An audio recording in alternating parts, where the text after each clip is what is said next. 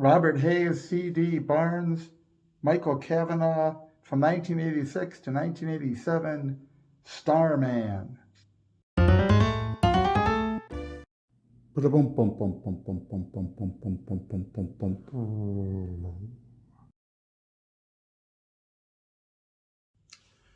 One of the very lost, nearly extinct sort of cinematic species from a previous era, the time when movies would be made into television series or a successful television series would become a movie. These days with streaming, a lot of shows, a lot of concepts are taken directly to the series format, sometimes with the plan of only making a limited amount of abbreviated seasons compared to what used to air on regular television networks. Almost like what used to be the mini-series being turned into an extended mini-series. But we're sort of losing that part of our culture where a really successful movie might become a show and a really successful show might become a movie, this crossover from the big to little screen. A while back, I reviewed Starman with Jeff Bridges and Karen Allen, unique story, and I did sit down with Crackle, quick plug, free with commercials, lots of old stuff on Crackle, lots of good entertaining things. Watch it with commercials with no money. I watched Starman, the series with Robert Hayes now in the character of Starman, C.D. Barnes playing the older boy who was conceived in the series. Michael Cavanaugh now as Agent Fox from the movie, but different actor, trying still to track down the alien storyline. And later on at the end of the series, the end of that first season that it lasted, the only season that it lasted, we get the incomparable Erin Gray stepping into the role of Jenny Hayden, the mother of the alien's baby. Now, what was really interesting and stand out about Starman, the series, was the writing. And I say that because the format is not particularly original. There's a very commonly recurring format in television where you want new adventures to come to your people. You either have them come to your people or your people go to them. You have strange and inexplicable characters appear on Gilligan's Island in order to deal with having a plot develop when they're in one place, or even more commonly, having people move from place to place in a quest. Starman returns to the Earth to be reconciled with his now teenage son, and they try to track down the boy's long-lost mother, who apparently gave him up soon after he was born, hasn't seen him in years, as she was running from the government and nosy agents, gave him up to foster parents who have died in a car crash. He's essentially at an orphanage, and Starman returns to save his son and help him track down his long-lost mother. It follows up where the movie had left off with him going into space. It follows up by bringing him back. The years have passed, and now there is a quest to avoid the authorities and to find his long-lost love / the boy's mother. This is very not unlike the Incredible Hulk, who goes on in the comic adapted to TV version, the adapted to TV version was the Hulk going from place to place, running from his past and searching for his future, in that case being a cure. Very much like Kung Fu, leaving his past and looking for his future, tracking down his family across the Old West, and lots of other programs. Highway to Heaven was some of this. In a larger scheme of things, Star Trek was some of this, going from place to place and meeting new people. Starman gives us this setup. He is running from the government and journeying to find Jenny Hayden. And he encounters really cool and fascinating people along the way, each with their own story. And of course, in each instant, his story is developing, or their story, Starman and his son, is developing their quest around the characters they encounter, the conflicts they come into, the problems that they help solve. Lots of amazing guest stars. Jane Wyatt, who was Spock's mother, turns out to be the mother of the human that our alien friend now looks like. I should have probably given a synopsis of that at the beginning. We even see Tim Russ, who would go on to be on Star Trek The Next Generation. After being the runner-up for the job of Geordi, He appeared in guest spots, but then, of course, became Lieutenant Commander Tuvok on Star Trek Voyager, and a plethora of other people that you would recognize from the late 70s through the late 80s, even early 90s. Lots of guest appearances by people that are recognizable and well done. I did a separate review just on the episode Barriers of Starman, dealing with the crisis at the southern border. This is it's amazingly written. It's not extraordinarily original in its formula. It doesn't really delve into the science fiction-y aspects of Starman being from outer space. We do revisit the technology of the spheres. There's a little brief description that the little spheres that they're carrying is more of a conduit of their internal energy and not a mechanism, which was not clear in the movie. We don't know why in the movie he had several of them that he seemed to use up. Now the Sun and Starman each have one, and it seems to be inexhaustible because it's just a conduit. We also get a couple of loopholes. We don't get plot holes. There's no sufficient explanation for why Starman is able to live on Earth long term. In the movie, he had a limited amount of time to escape the body. Even having grown that body from human tissue, replicating it, cloning it, he had to get off the planet within a limited time or die. He sort of alludes to this at the very beginning of the pilot episode of the series, that his time is going to be limited, but then it's not. It just sort of drags out, and there's no real adequate explanation of what's different. There is, along the way, a suggestion that a couple times he says to his son that the longer he's here, the more human he becomes. And I felt like maybe that was setting up for an explanation that we never really got. Perhaps he always had the option of remaining in the body long term, but it involved some transition, some completeness to the transformation that meant going back to his native environment, to his home world, or whatever that setting is in deep space, becomes impossible. That to return there would mean to die, but would mean he could stay here if he became that human. But it was never really adequately explained. We do see the character of Fox sort of develop. At first, he's just the guy from the movie that wanted to study the alien in a sort of pseudo-paranoid, pseudo-science, pseudo-militaristic kind of fashion that, of course, we're going to chop him up and study him.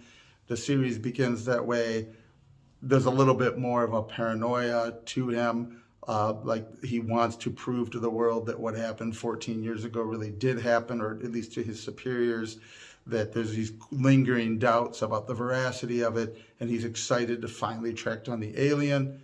We get more development with him as time goes on, though. Fox goes into some rants about communism and the dangers of it, and how if somebody could have squashed the first communist that stuck his head out, perhaps lots of problems in the world could have been prevented. True story, by the way, but that's a side note. And he seems to feel that the extraterrestrial thing is posing a threat, an existential threat to the human race and the American way of life, in a way that he is paranoid about more human alien hybrids being conceived and where they are and what they're doing. And we get more of a picture of a man obsessed with the fear of a full-out extraterrestrial invasion. To be fair, clearly he's meant to be this for the Cold War and for that sort of culture that wants to paint the patriotic military-industrial complexes as being sort of inherently evil. But to be fair to him, he doesn't know enough about the alien or what the alien's up to reach a logical conclusion. It might actually be not unreasonable for him to think there's some plan for them to be showing up and impregnating human women. Why not? But as the show goes on, we get an increased clarification of just what his paranoia is, that makes him more of a hostile figure and less of a possibly confused, potentially sympathetic figure that just doesn't have all the facts. Like the Incredible Hulk aforementioned, where in the comic book they were always careful early on that the military just didn't understand, and this is why they were pursuing him, because they didn't want to be that they were constantly trashing the military or making them out to be evil. It was, if they just had a full picture, they wouldn't do this, but understand they have a brief picture. There's a little bit of that I felt with Fox in the movie, and a little bit of that at the beginning of the series, that after all these years, he doesn't want people to think he's crazy anymore, but he's less sympathetic as the season progresses, as the series goes on. We get more information on just how hostile and paranoid and off of his rocker he kind of is. But along the course of their adventures, encountering people, whether they're saving test pilots, test piloting secret aircraft, whether they're examining, well, there's a whole plethora of stories that I could go into that would make it too long. But like I have mentioned about it in the other review of the one episode, it's a well-written series that opens strong, ends strong. Each episode is consistent within itself. It clearly sets up for things that are going to happen. They meet your expectations, sometimes slightly subvert it, but it's always in sort of the satisfying way that this sort of saga does, where you're satisfied and yet you want more. You want them to find Jenny Hayden. You want them to be a happy family and live happily ever after and to find their destiny. The biggest problem I had as far as the consistency of the plot, because as I mentioned in Starman, the movie's review, there's a lot of things about it are very vague. This is also very vague. We don't know much about the aliens, their technology, the reason he's able to stay in a human body, etc. But I have to say the weirdest thing was the two-parter near the end, which you would think would have been a series finale, but ended up not being. It was not quite a season finale because there's one episode after it, which is clearly made after because it references it. But the two-parter in which they finally find Jenny Hayden, now played by the incomparable Erin Gray of Buck Rogers fame and many other things. For us sci-fi nerds, she'll always be the Buck Rogers, Colonel Deering. But having her be in the role of Jenny Hayden and the two-parter where they find one another, now you have all these expectations, which really I felt like they were very much not met. They finally track her down, and Starman meets her, and you expect that he will identify who he actually is, even though he's in this different body, that there will be this reconciliation between them. There'll be this happy moment of we're back together again. None of that. He doesn't tell her right away who he is. He gets to know her again. It's implied they've had a sexual encounter before he actually tells her that he's the alien. And then her reaction to that is sort of not fully what we expect. She's not quite sure what to make of it. And right when it seems like it's going to get to normalcy and they are all going to be together, she runs away. She doesn't really see her son. There's a message left for her son, this very unsatisfying. She's paranoid and fleeing from the government, even though literally Starman and the boy just escaped from a military base, sort of what we would have called Area 51 these days. It really was it didn't really make a lot of sense. It didn't fulfill what you wanted to see happen. Now, clearly, I think they were trying to drum up more support for the show, more viewership, more ratings by revisiting the story from the movie, by having them find one another, but to do it in a way that clearly they didn't intend for her to be a regular part of the cast. They didn't want to expand the cast or the budget, therefore. And so we got the story where they meet and there's all of this sort of not fully consummated joy. And so it would feed into, had there been a second season, trying to find her again and be together long term. It's giving you a little taste of something to bring you along, but it doesn't really satisfy it. The only thing I could think about it from a narrative standpoint, the way that she flees is so paranoid in itself, and it doesn't appear to jive with even the reality in universe in the show. It makes one wonder if that really is sort of the explanation. If I were a fan doing a vlog where I was trying to give an in-universe explanation for this narrative, I would say Starman, because he's so sensitive to people's medical and psychological issues throughout the course of the series. Starman was immediately aware of how dangerously close she was to being unhinged and how delicate her psyche was. I mean, come on, she's the only human woman we know of in universe to ever conceive an extraterrestrial child. People obviously didn't believe her. Her brother didn't believe her. She's been living in this sort of imposed exile, had to give up the boy for his own good. She's not particularly emotionally and mentally stable. Maybe that's the answer for why he does not immediately identify himself as, by the way, I'm the alien that impregnated you 14 years ago, and that we were madly in love in a spiritual sense, even though we only knew each other a brief time 14 years ago. Maybe rebuilding or building a new relationship with her and a level of trust was because he sensed how dangerously precarious her sanity was, and everything coming to a head is why she's unstable and she flees at the end.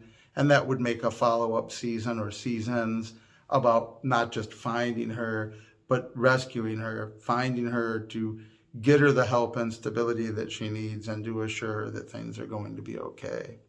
But all in all, it was a very good series. As I say, it was very well written. The characters in each episode they meet, the stories are very compelling. It's enough to keep you wanting to watch the next episode, which is more and more living in a streaming culture where you're binging this stuff. I have seen some things that I didn't finish. I have seen some limited series that I didn't complete the season because they were so bad. And Starman does not stand out as one of the great sci-fi epics of all time. It struggles to find its footing. Following a relatively vague but interesting movie, it gives us a very interesting series that continues to be vague in the sci-fi sense, and yet it's compelling enough that you want to keep seeing their adventures throughout it. So it's a shame that it didn't last longer, but it is a very entertaining episode. Right now, I've moved on to something quite similar, and I was like, I'm going to have to finally record some vlog about this as best as I can keep it straight in my head before I am done with my new show. I am doing the one season of The Fantastic Journey from 1977, so like a decade previous to this, but it's sort of a similar genre.